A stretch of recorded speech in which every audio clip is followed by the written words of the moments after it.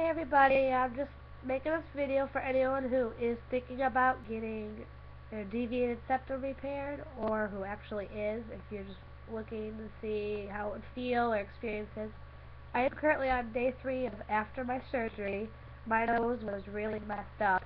Instead of it being completely straight like it's supposed to be, mine was a complete C shape. So I'm still a little drippy and a little bloody, and a couple of the other videos I've watched, they're doing okay. I am on an antibiotic to help kill infection. I do have a cream to keep my stitches from poking my sides because it gets really pokey and dry and itchy. You do use a saline solution afterwards to keep your nose from drying up because that's very uncomfortable. And you do have to keep your nose a little bandaged while it bleeds. Right now I'm letting mine air out, but I am, like I said, I'm still dripping. Overall, here was my experience. I went into the hospital. They get you going, get all your vitals. They put an IV in and use a saline, which you can still see the little pokes. And then that's when they let your loved ones in to visit you before you go back into surgery. They give you a sedative, which through your IV, and it helps you relax a little. You basically go from being completely nervous to just relaxed. You don't really feel nervous at all. Doesn't hurt. At first you get a little woozy, but they said that's expected. Then they take you back into the room, which most of you may or may not remember going back there. I remember going back to the operating room.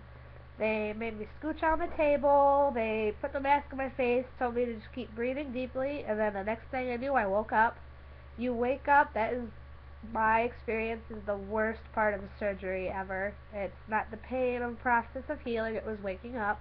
You wake up very disoriented, tired, woozy, and nauseous, and you don't want to be touched or moved. You don't want to open your eyes because you feel more nauseous, more sick, and more woozy. So of course, me being 24, I was whining like a little baby, telling people, well, don't touch me.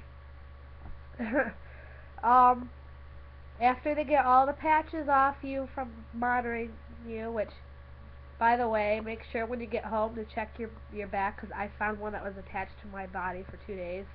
They accidentally left one of the patches on.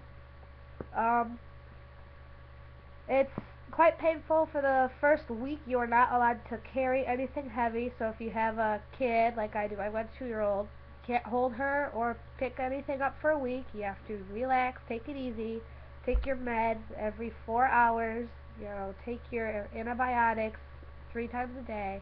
Make sure you keep it up because you don't want to, end up popping stitches and going back.